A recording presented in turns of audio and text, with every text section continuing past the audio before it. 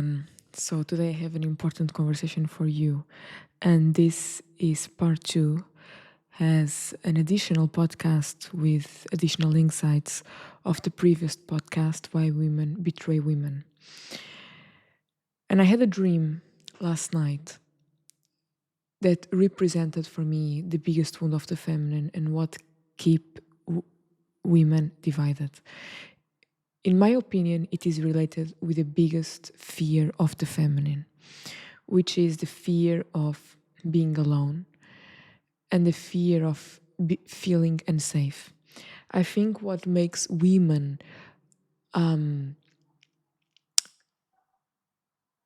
betray even themselves, not just the other, but themselves, is every time that they feel in a situation of danger, in a situation that she or her children are in danger, the fear of death.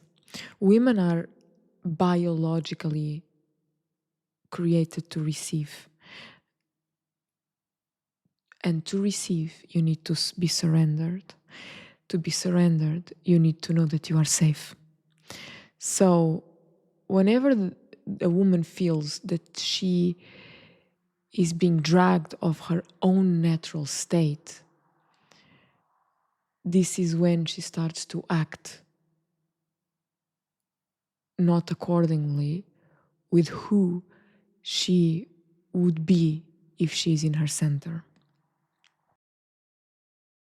Patriarchy is not only created by men taking the power from women, is kept by women allowing women to stay divided. Every time women abandon themselves and her sister, every time women betray each other, every time women gossip about each other, every time women perpetuate a field of division instead of union. Because divided women is actually the ideal environment for women with limited choice to accept rules that were never truly hers. And this isn't just about women being mean to each other. It's about actually an ecosystem of power.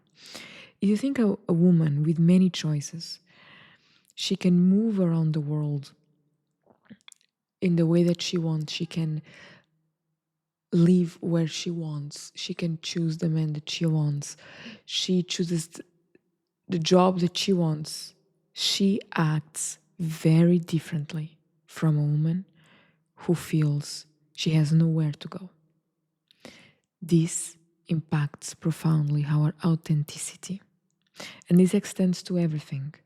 How women stop respecting one another, how women choose men, how women choose their marriages, how women choose to be in situations that they don't want to be. It all comes from the feeling of being afraid of being safe. So the real fear underneath it all is that she is not protected,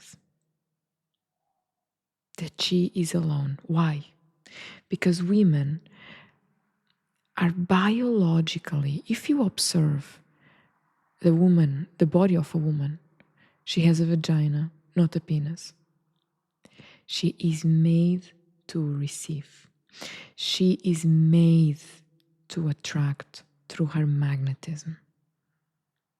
It's a power that men don't have. Is when a woman is in her femininity, and I have hundreds, thousands of proof through the work I do, through the women who start doing my women's initiation and start coming back to their feminine energy, feminine essence, feminine power, they start to feel much more magnetic. Men reach out, opportunities come to them. The world comes to you. And this is the true power of the feminine, is being able to attract. The power of men is to give structure, is to have the power to initiate, to go forward. That's actually a form of control as well. Many women go into that polarity because somehow gives us the delusion that it's easier when we control. But actually is much more effortless when we are in our femininity. Because when we feel this feminine energy inside, is actually when we feel truly powerful, when we start seeing the world coming to us. It is made, we are made to act like that. And this is how we naturally invite men into their masculinity. This is how we give also space to men to be men, to go forward, to initiate, to give the first step. It's by our power of receptivity, of being in our energy, of us being the force of energy. It's not that us, we are doing nothing. We are being the source of energy. We are being the magnet. We are the generator of energy in the world. And that is a tremendous power. It's a different way of power than the power of controlling and going forward, but is an incredible power because it's us that generate energy when we are in this polarity. And so, at the same time, this was one of the fears of the men. It's the way that we generate power. Because it's not logical, sometimes makes no sense. But the woman has the power to see underneath. A woman has an extreme sense of intuition, is more sensitive, is more sensorial. Women have the power to see beyond what normal eyes can see. And so is a kind of invisible power that is not possible to be measured.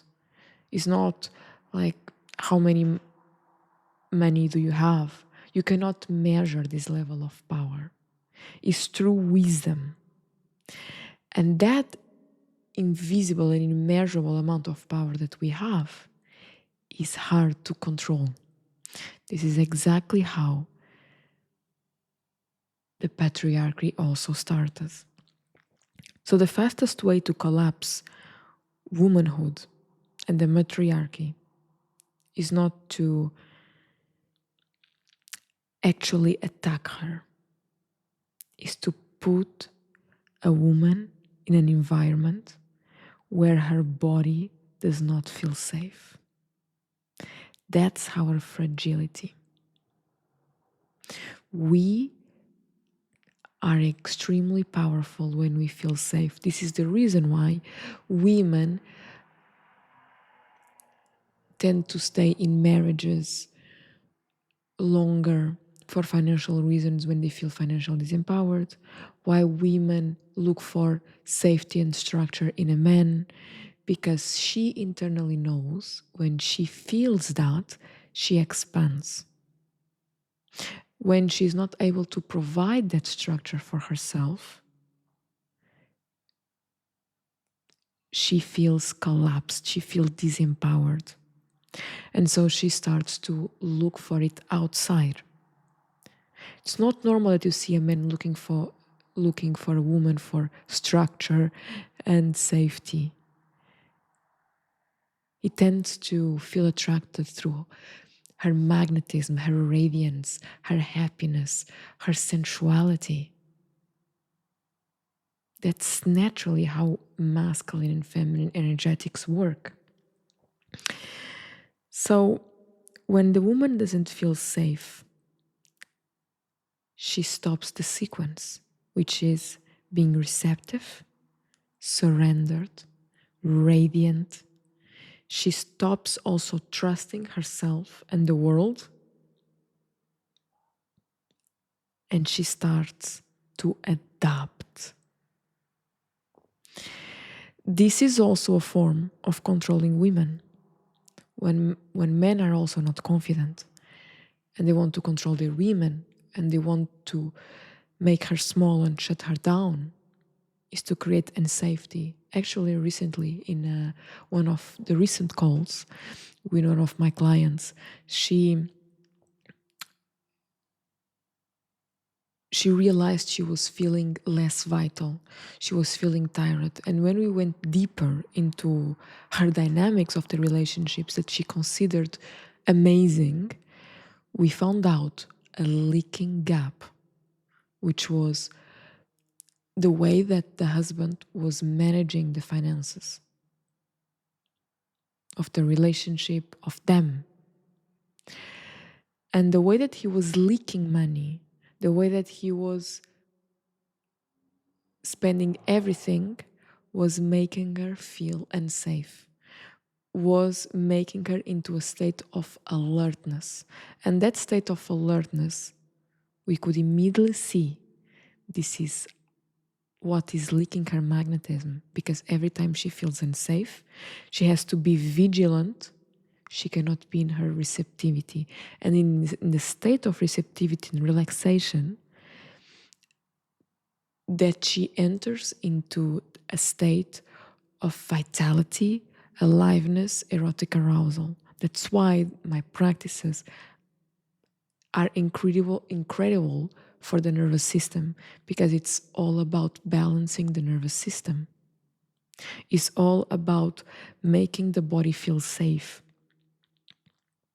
And this is exactly where power shifts.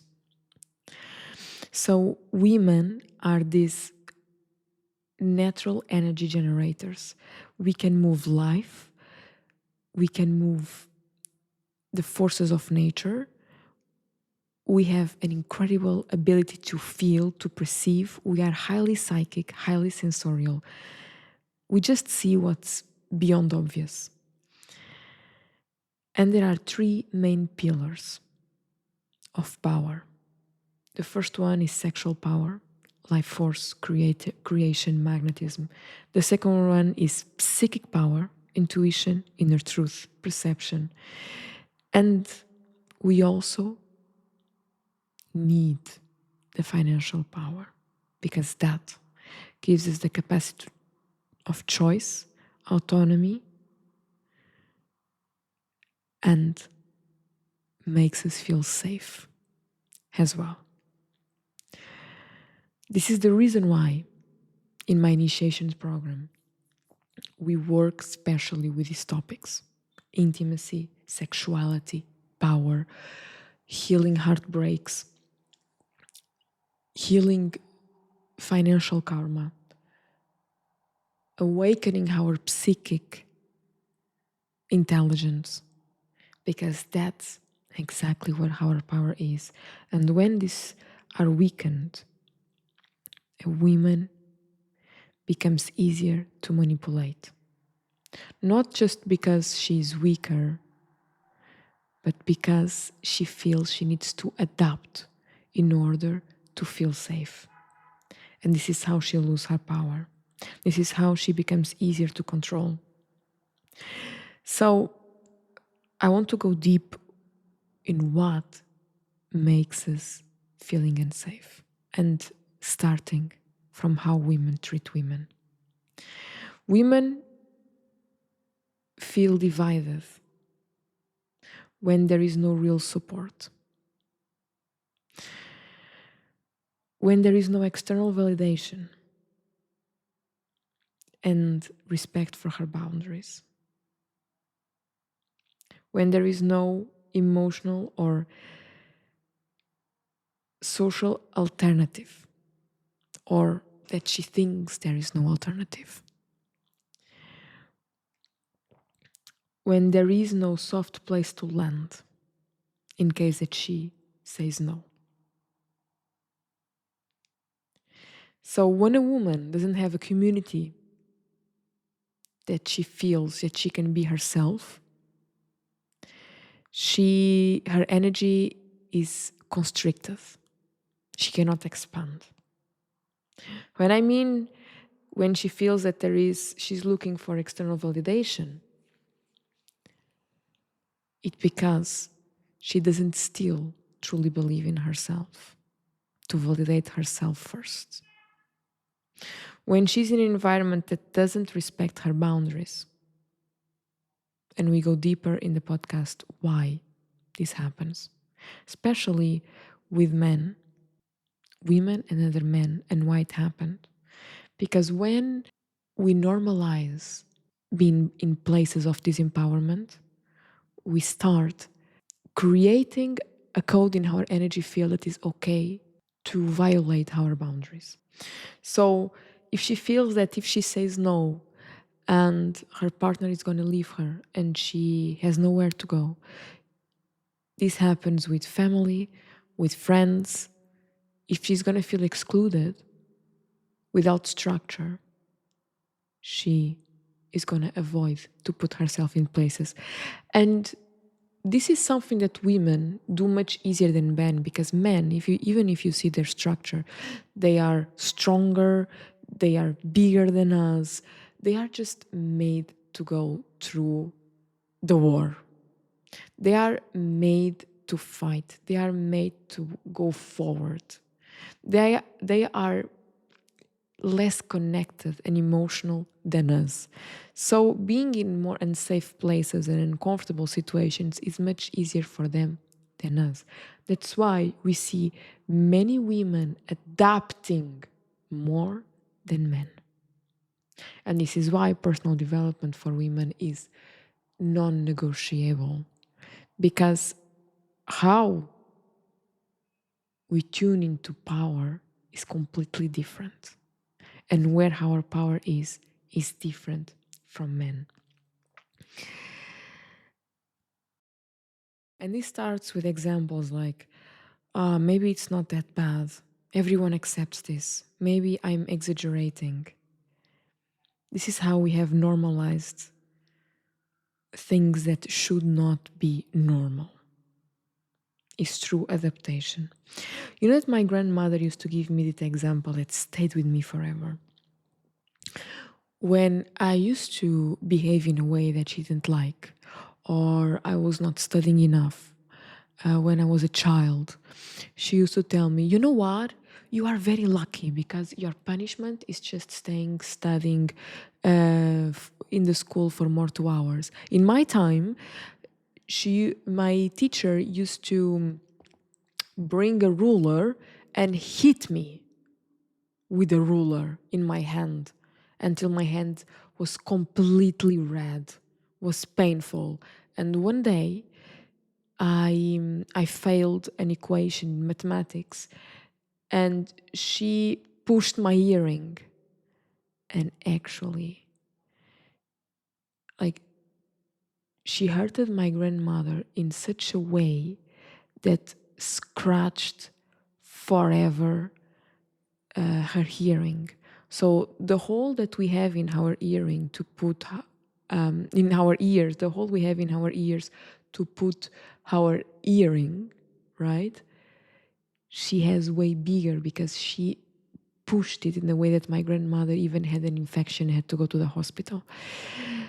But for me, the worst is not even that situation, is that my grandmother has normalized it. Like, you are lucky, because in my case, that's how it was. That's how women learn to be good girls. And that phrase stayed with me forever. The worst thing is a distortion of normalizing something that was already distorted at the root. And that extends to everything in life. And slowly you start living the unacceptable every day in your life. I'm giving you another example that women do to other women when they are not happy and they feel jealous of other women. And one of the things that women do and the last podcast I spoke deeper around it, is when a woman is not happy in her life, she cannot see other women rising. She will judge, she will undervalue her because she cannot stand her shine. There are even parents who see their daughters shine and they feel jealous of their daughters. And so when this happens, and there is a woman who is in a job and she's underpaid and not respected, constantly overloaded, the boss is manipulative, I find insane that there are women around her who, instead of feeling her and getting united in that reason to empower women, have honest conversations, sharing opportunities, sharing ways how can she goes out of that and validate what she feels. There are women who, because they are feeling the same and they don't want the friend to rise, they would say something like, everyone goes through that. That's normal. We all go through that. I remember when I start my internship, my first ever internship, and there's this common thing in internships in some industries where the intern, in this case, is not well treated. And the reason why she's not well treated is because the boss that is on top of her also once in his life was doing an internship and was literally slaving in the company, was not working, was being a slave.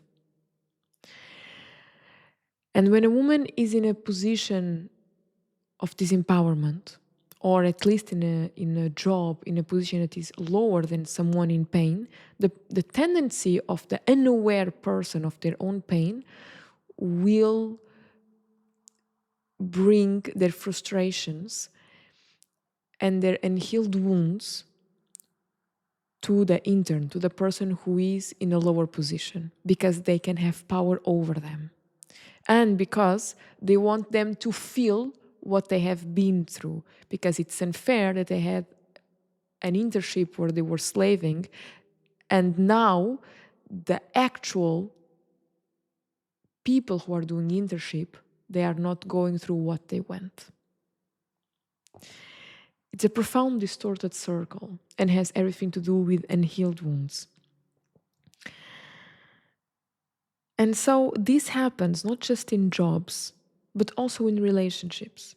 When a woman is going through a hard situation and goes through another married woman who is also in an unhappy marriage, instead of validating the friend, a woman is probably going to say, men are like that. There are even movies that mirror ancient times when a queen used to marry a queen. In this case, the princess would marry a prince from a family that she didn't even know the prince, but the family already arranged the marriage for financial reasons. That was very common in royal families, as we know, and still nowadays exists in some countries. And somehow, even though you are not in royal families, it still somehow happens, some social status. But I remember this movie where the queen was saying to the princess, so the mother was saying to the princess, and the princess said, there is this time that I need to have sex and I don't want, and the mother, the queen, just says, that's your duty, you have to do it, just close your eyes. We have normalized disrespecting our bodies. It has been generational. So women saying to other women, men are like that. It's normal. At least he doesn't cheat. At least he works. At least he provides. So her experience is not heard and felt, but also gets neutralized. And discomfort, which is misalignment, becomes something that she's supposed to endure. She's supposed to hold misaligned situation, that somehow this is normal. There is even a belief that if you sacrifice yourself, you are doing good. Some women misunderstand sacrifice and effort. Effort is something that you should do because you love, you care, you want to work for it, you fight for, but you don't compromise your own needs, your values, the woman who you are. And that is sacrifice. And this is exactly when we mix a fine line between both. This is exactly when we disrespect ourselves and we allow energy to leak from us. If it was true female unity, someone would say, well, this doesn't have to be your reality. When a woman comes to me with a problem, I always say, how do you feel? What's alive for you? What do you desire? And this extends to dating, because when a woman has normalized this kind of things in their life, she starts also to have lower standards in her dating experience, like feeling I'm too demanding, maybe I have a too high standard, maybe I'm just too much. There was one thing I'm very proud about in my life, and this is one thing that women show respect and loyalty to their friends. There was once a guy that I had a flirt with, and there was a chemistry. And I knew that he had secretly an affair with a friend of mine. That friend of mine was not a normal friend, was a friend that I consider one friend that is in my intimate circles of friends. Although it was for a long time ago, I felt, for me, sisterhood is first. And I asked her, look, I know it already passed some time, and I know it was an affair, a lover that you have. How would you feel if I had a date with him? And she says, it already passed many years. I'm completely fine with that. I'm resolved. I know it was deep for me, but nowadays I'm complete with that. I have a new boyfriend. She's about to getting married. And so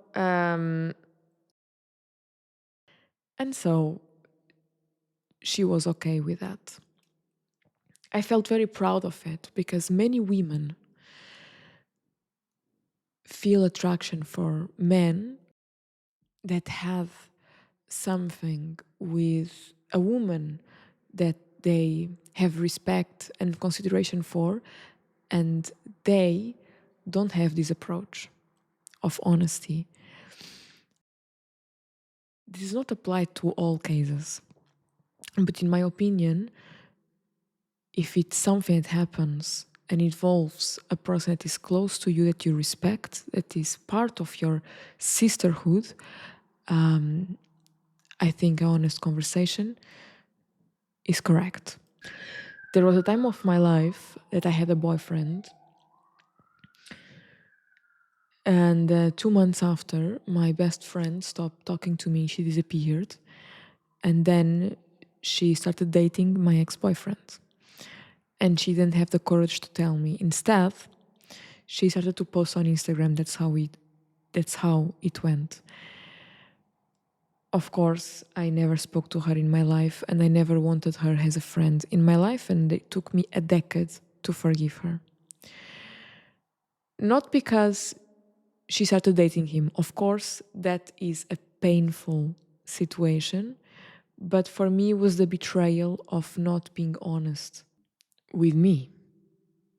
It was a boyfriend that I loved very much.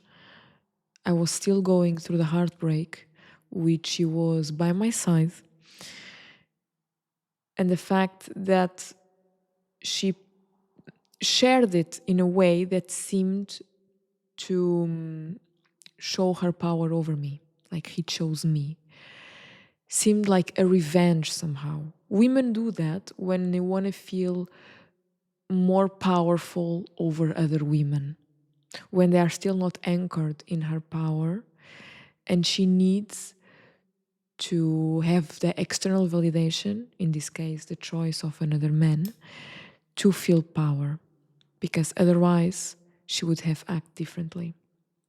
And that situation came to my time, although the situation was pretty different. I had the consideration of my friends, and I said, "Are you okay with that or not?" So, with that action, I gave her the opportunity to be honest with herself and with me, so we don't have misunderstandings and we avoid hurting anyone. And because of that, I avoid ruining an entire friendship, not because of the men, but because of the lack of transparency, honesty, and consideration for the feelings of the other person. If I wouldn't have addressed the situation. I also want to speak how women generalize and don't validate other women. This also extends to motherhood. Some women enter in motherhood and leave motherhood in a sense that they completely compromise themselves. They forget about themselves, is all about their children, and they lose themselves in the process. Many clients of mine have come to my program after being mothers because in the process of motherhood, they start forgetting themselves. And of course, in the beginning, you sleep less, you have less time for yourself. But I really believe that there is a way that you can make everything all work together. Of course, you have to change your life. You have to start about thinking about other being first in many occasions. But still, you must be able to remember yourself.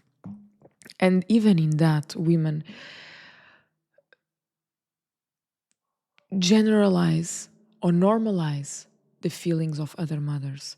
Like even men or women, well, that's how it is.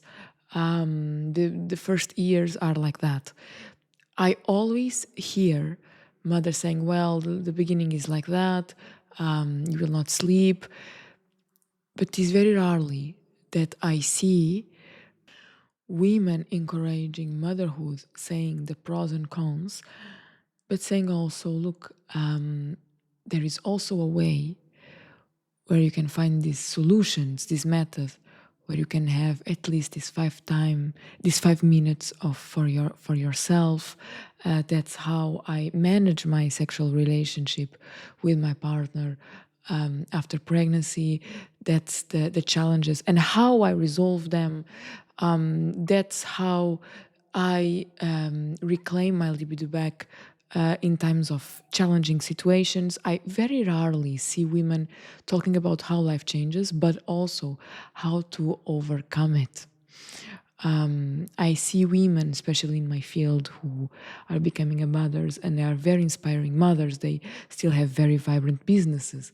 They inspire their children with their work. I really imagine when the time I will become a mother. I know it's easier to talk about it when before, but I have seen many friends of mine, and that's the kind of motherhood I imagine to myself that you your children are also part of your life. It's just not you adapting to their lives, but they also see the way you create life. They also see from the beginning the mother. I have a friend of mine who brings the children to her retreats, sometimes with nannies. That they see the parents kissing, they see the parents still going on a date, they see still a candle in the house, even if with the kids, but to bring the romantic spirit in the house as well. And that is what I imagine for myself, is giving the example. How can you conciliate everything, not forgetting any member of the family? And being able to uh, go with my friends and have exactly the same experiences, sharing the same experiences, seeing them doing the same. And I believe that also a new era on how to live and inspire others in motherhood is also coming.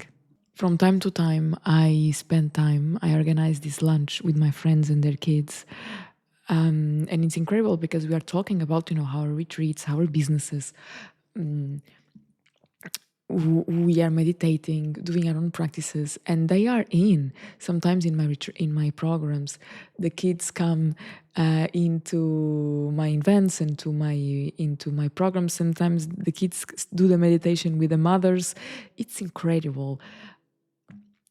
And so this is how also women create female unity, how women can create this sense of unity even in the motherhood, because some women live it just within the couple, within the family, but not in the sense of community. But now I want to go a bit deeper, and I want to go where this all came from. The wounds we have between women and why women are divided didn't come from today. It didn't come from social media, modern times, or not even dating apps. It has been over centuries.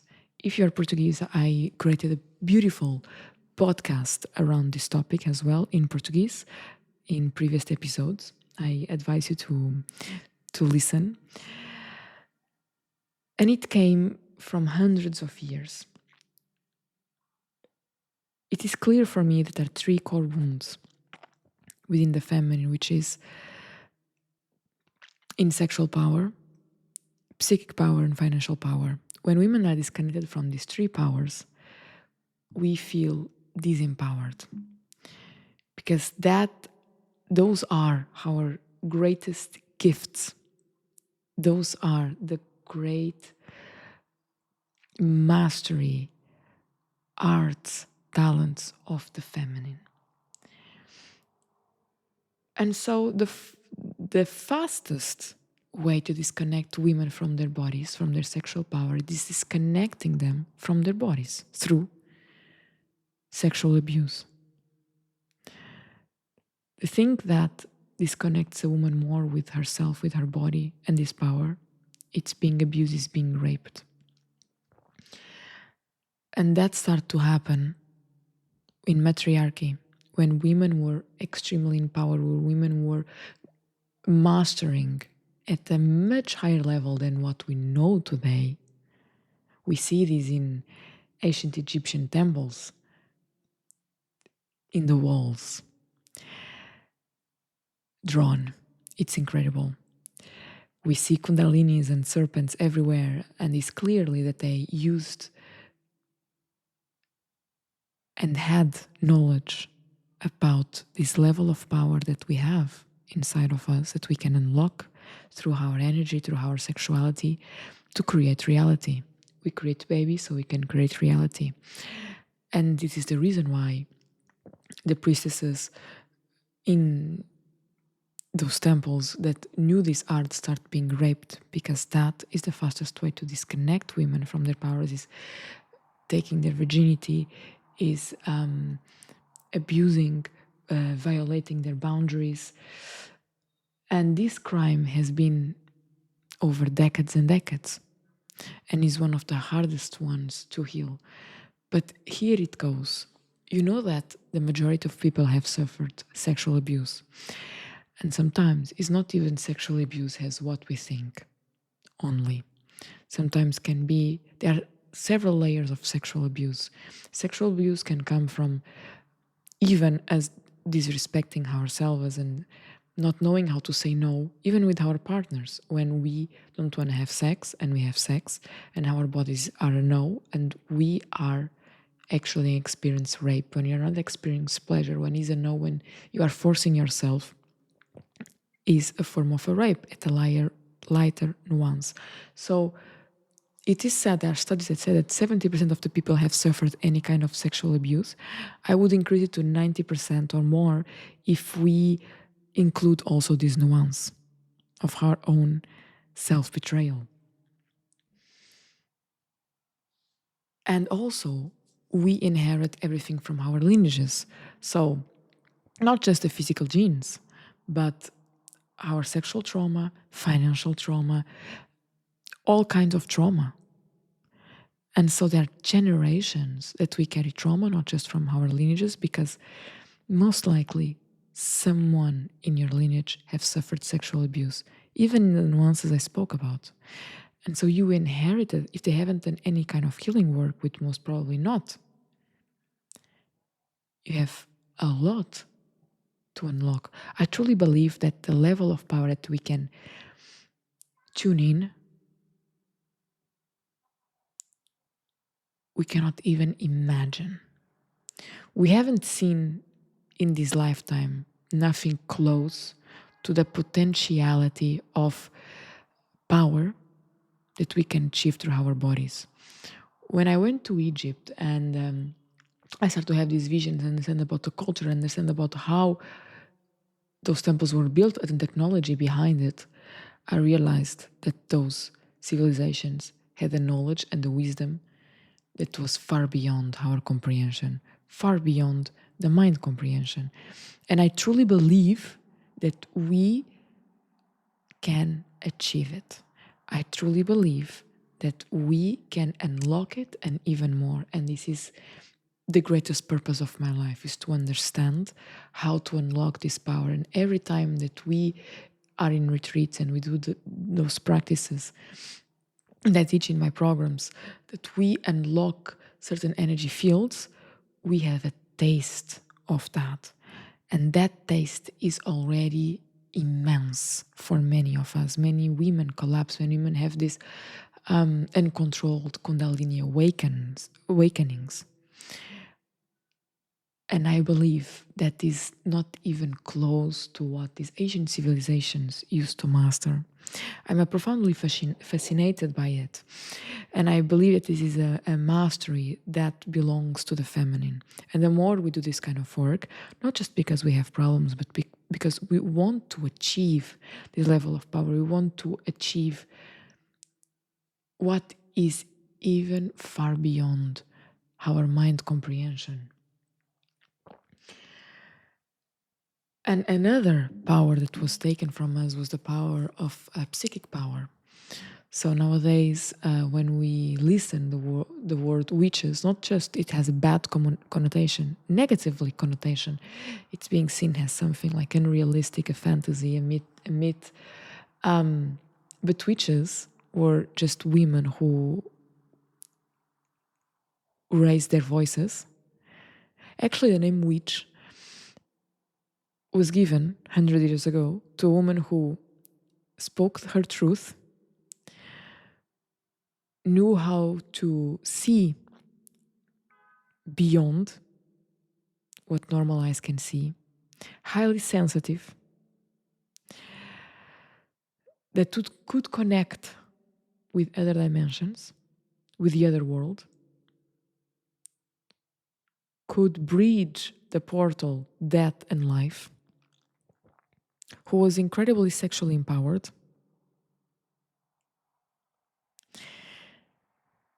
It's interesting how all this is what intimidates these empowered people. And so over the years, not just the word was demonized, but there was a time of inquisition. So every woman who was described like that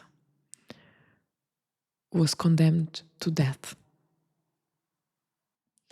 And so hundreds and hundreds, if not thousands, of women were killed alive in the fire, especially in Spain, Portugal, but truly all over the world. I truly even believe that nowadays shadow banning in Instagram, in Meta, is somehow the modern witch hunt. because every time that we speak about these topics, it's exactly when we get shadow banned. Funny enough, nowadays the haunting is through internet, is cyber. Now you can relate why women have the fear of death. If it's the biggest fear of women and safety, and then we have a very strong imprint of being condemned to death if we speak our truth, we can understand where it comes, the origins of being ourselves, of being authentic. If it's proven scientifically that we pass genes generation over generation until we heal it, then we understand where it comes from. On top of that, every generation perpetuated that and shut their voices to be something that was not true to them. So there is a pile of memories to transform, to change, to alchemize. However, we are also in the first generation where we have access to all the tools to heal ourselves, all the tools to transform if we are ready. Another power that was taken from us was the financial power. A woman with financial power is a completely different woman and acts completely different from a woman who is disconnected from this power. Her power of choice is completely different. Women are connected with the heart. So when a woman feels empowered, it's very naturally from her to act from her heart. And acting from truth, acting from her heart, acting from love is very hard to control and to manipulate. When a woman is so connected with love, she can be herself, she can be authentic. She is impossible to manipulate, impossible to control. And so, for hundreds of years, women could not work, drive, vote, anything related with power and money, basically. Actually, I observe even in my friends who, I'm very proud to say that all my friends are incredibly powerful, successful entrepreneurs. And I see that these kind of women are the most authentic. They don't bend to rules. They don't bend to what is not true for themselves because they have the power to choose. They have the power to choose where they want to live, who they want to be. And somehow it can be incredibly inspiring or incredibly triggering. A woman with these three levels of power, she is an incredible leader because she has the power to create. She has the power to attract. She can see beyond the veil. She doesn't enter into confusion. She can, without eyes, sense with her body what is true, what is false. In life, in love, in business, in men. She can see beyond lies. Psychic power. She can predict what's going to happen.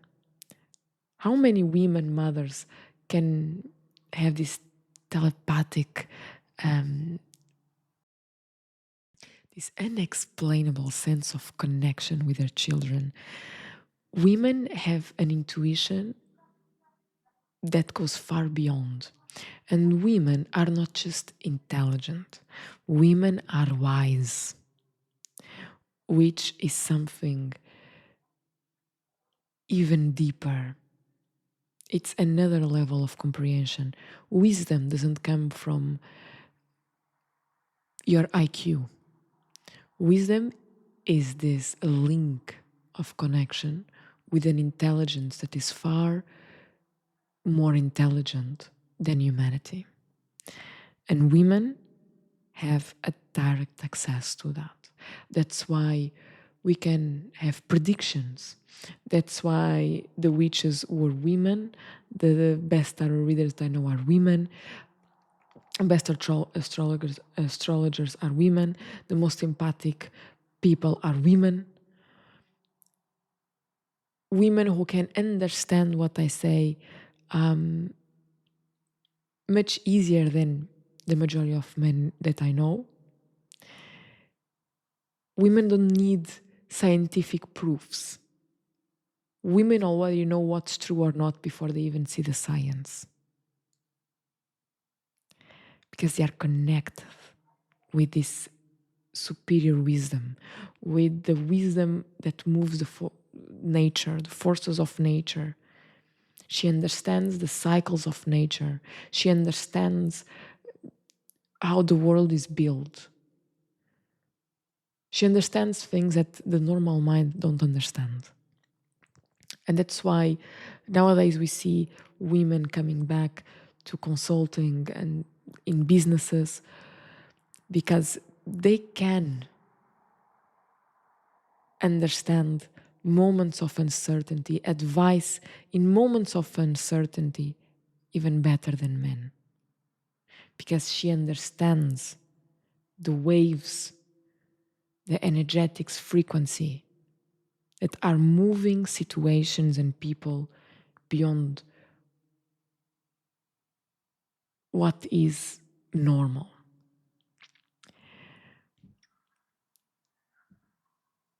And so a woman, on top of that, who has the power of purchase whatever she wants, she is unstoppable. She's a force of nature itself. And because I'm so passionate about women, I think women are fascinating beings, and most women haven't yet tapped into this level of power. And this is the reason I create all these programs. It's the reason I create a brand that makes women also stunning in the outside, beautiful dresses, because I love women. I think women are exquisite creatures. And I really see that the world is better in the hands of women. The world is moved by love and by the heart in the hands of women. Money is better used in the hands of women. People are better understood by women. All the jobs related to human relationships, human resources,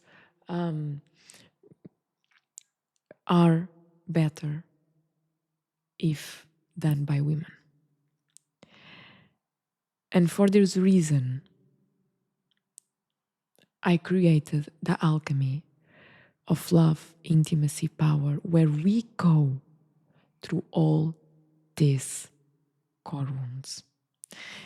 In my program, we address all kinds of themes. We address all gifts of the feminine energy. It's not just about intimacy, it's not just about relationships, it's not about sexuality, it's just not about healing heartbreaks, but also includes everything I have spoken before. Because a total empowerment for a woman and for the future of this world, and what I feel that is the only way that this world can come in complete coherence and complete alignment. Being led by women doesn't mean that men don't have a role. Mean that women understand and value profoundly the value of the masculine energy in holding all that we are doing. Same power, different ways to execute the power. Equal rights, different ways to execute our roles. And I think the best service that a woman can do for the world is to work on herself. One of my biggest dreams is to become a mother. And this is the reason why I do this work.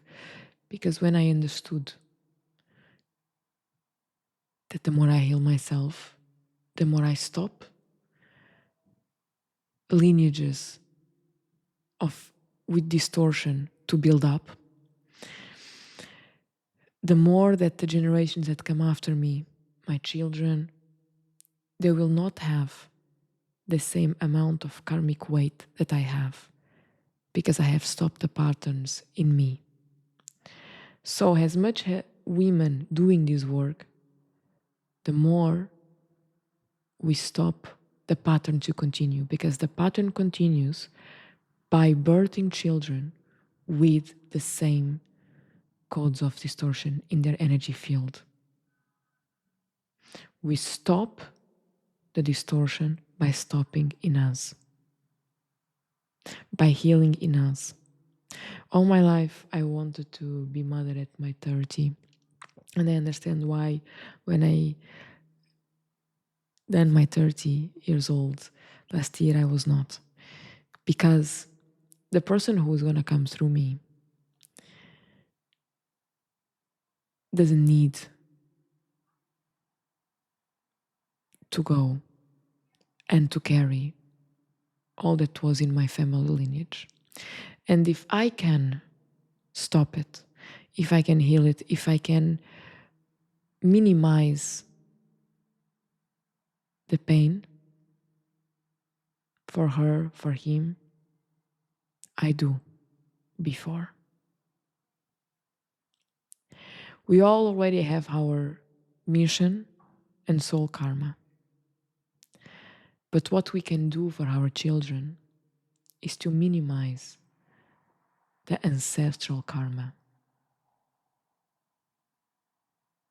that they will inherit from us.